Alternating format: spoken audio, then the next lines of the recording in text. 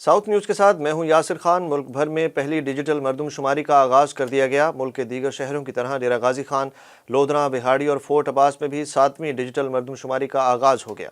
Fort عباس میں assistant commissioner fort عباس ارسلان بشیر اور D S fort عباس فرحت رسول نے باقاعدہ طور پر 7ویں ڈیجیٹل مردم شماری کا افتتاح کیا۔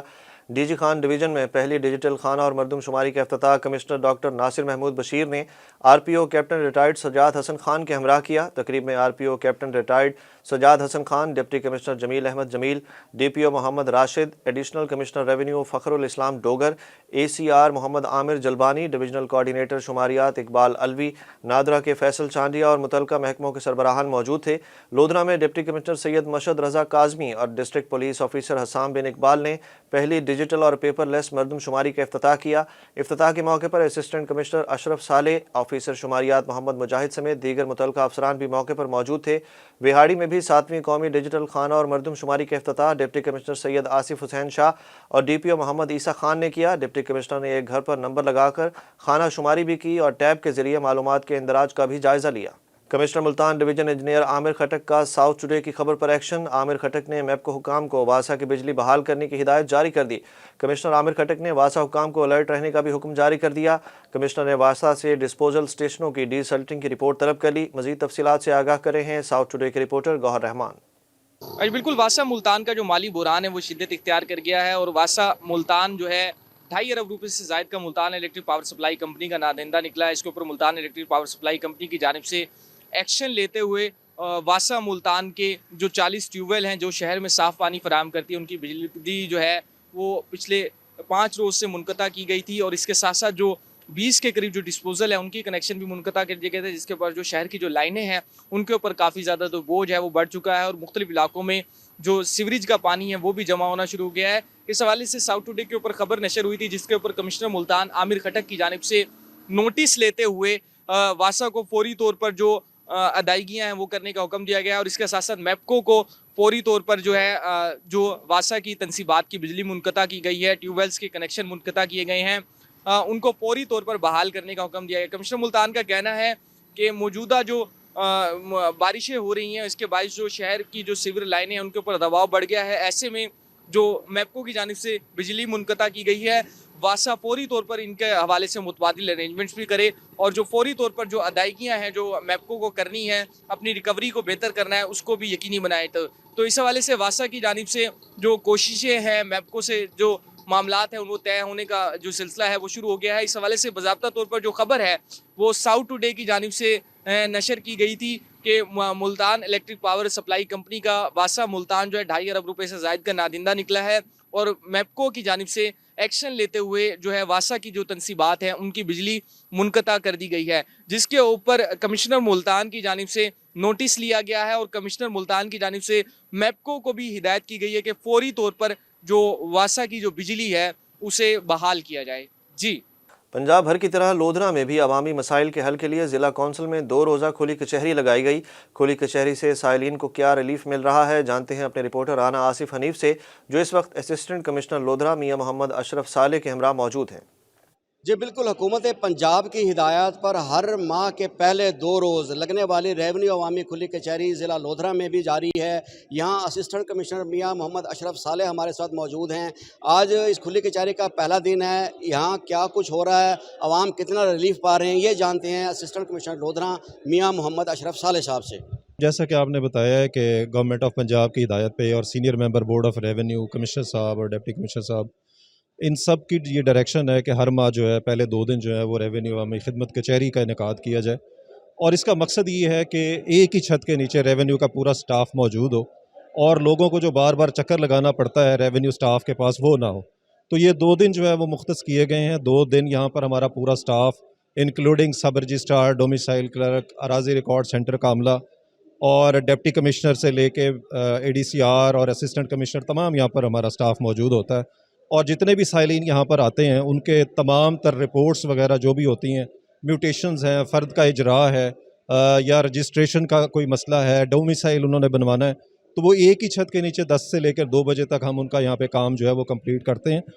جی بالکل، آپ نے جانا کہ اسسٹنٹ کمشنر محمد اشرف صالح صاحب کا یہ کہنا ہے کہ ایک ہی چھت تلے عوام کے وہ مسائل جو محکمہ مال سے متعلق ہوں یا دیگر مدات میں ہوں وہ فوری طور پر حل ہو جائیں، لوگ اپنا کام لے کر آئیں لیکن مایوس نہ جائیں، خوش جائیں، یہی حکومت پنجاب کی ہدایات ہیں اور یہی ضلع انتظامیہ لودھراں کا مطمع نظر ہے۔ جی تونسا شریف کے علاقوں کو سیلابی پانی سے بچانے کے لیے منصوبے کا آغاز کر دیا گیا۔ تونسا شریف کے علاقے کوتانی جلو والی میٹھے والی کو سیلابی پانی سے بچانے کے لیے ایس ڈی او اریگیشن کلیم شاہ اور ایس ڈی او نیس پاک محمد آصف نے دورہ کیا۔ مقامی سردار اعجاز احمد کھیتران، سردار ضیاء الرحمان اور circle officer B M P Sardar Atiq الرحمان نے افسران کو علاقے کا دورہ کروایا۔ افسران نے بستی دولت والا، جت والا، جھانگرا، بکھا، مندری، کوہر کا بھی دورہ کیا۔ ایس ڈی او کلیم اللہ شاہ کی مقامی لوگوں کو یقین دہانی کراتے ہوئے ان کا کہنا تھا کہ سیلاب متاثرہ علاقوں میں حفاظتی بندوں کی تعمیر کی جائے گی، جس کے لیے جلد ٹینڈر بھی جاری ہوں گے۔ برساتی نالوں سے متاثرہ تمام علاقوں میں حفاظتی بند اسی سال جون سے قبل تعمیر ہوں گے۔ Commissioner Dera Ghazi Khan division doctor ناصر محمود بشیر نے سرکاری فرائض کی انجام دہی میں عدم دلچسپی دکھانے والے افسران کے خلاف کارروائی کا ٹاسک دے دیا۔ Commissioner Dera Ghazi Khan division doctor ناصر محمود بشیر کی زیر صدارت ویڈیو لنک اجلاس منعقد ہوا، جس میں ڈپٹی کمشنر جمیل احمد جمیل، ایڈیشنل کمشنرز خالد منظور، فخر الاسلام ڈوگر، اے ڈی سی آر رضوان نذیر، اے سی آر محمد عامر جلبانی، اے سی جی حیات اختر، ڈی بی اے شہزاد قدیر کے علاوہ راجن پور، مظفر گڑھ اور لیا کے ڈپٹی کمشنرز اور افسران نے ویڈیو لنک کے ذریعے اجلاس میں شرکت کی۔ کمشنر ڈی جی خان نے کہا کہ ڈویژن میں عطائیت، وال چاکنگ، تجاوزات، جعلی پیروں کے خلاف مؤثر کارروائی کی جائے۔ غیر معیاری انسانی ادویات کی تیاری، ترسیل اور فروخت پر کارروائی ہونی چاہیے۔ بورے والا سے خبر دیں جہاں دھرتی کا ایک اور بیٹا وطن پر قربان ہو گیا۔ بورے والا کے نواحی علاقے گگو منڈی کا سپود محسن جاوید دل کا دورہ پڑنے سے خالق حقیقی سے جا ملا۔ نماز جنازہ آبائی گاؤں گگو منڈی میں ادا کرنے کے بعد فوجی اعزاز کے ساتھ سپرد خاک کر دیا گیا۔ اس موقع پر پاک آرمی کے چاقو چوبند دستے نے شہید کو سلامی پیش کی اور پاک فوج کی جانب سے پھولوں کی چادر چڑھا کر خراج تحسین پیش کیا گیا۔ اس موقع پر شہید کے بلندی درجات کے لیے بھی دعائیں کی گئیں۔ علاقہ مکینوں سمیت تمام مکتبہ فکر سے تعلق رکھنے والے شہریوں نے بڑی تعداد میں شرکت کی۔ محسن جاوید پاک فوج میں لانس نائک کے عہدے پر ڈیوٹی سر انجام دے رہے تھے۔ صادق آباد میں ریلوے اسٹیشن کے قریب نامعلوم مسلح ملزمان کی فائرنگ سے زخمی ہونے والا ریلوے اہلکار ہسپتال میں دم توڑ گیا۔ صادق آباد میں بلہار ریلوے اسٹیشن کے قریب نامعلوم مسلح ملزمان نے ریلوے اہلکار پر فائرنگ کر دی۔ حیدر نامی اہلکار کو زخمی حالت میں اسپتال منتقل کیا گیا، جہاں وہ زخموں کی تاب نہ لاتے ہوئے جان کی بازی ہار گیا۔ دوسری جانب پولیس کا کہنا ہے کہ واقعے کی ہر پہلو سے تحقیقات کا آغاز کر دیا ہے، جلد مزید کارروائی عمل میں لائی جائے گی۔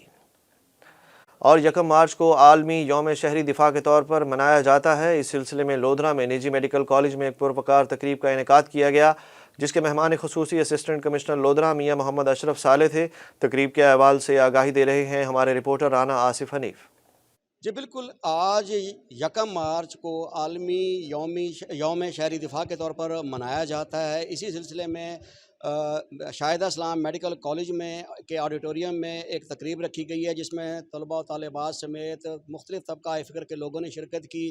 مہمان خصوصی کے طور پر اسسٹنٹ کمشنر لودھراں جناب میاں محمد اشرف صالح صاحب نے بھی شرکت کی۔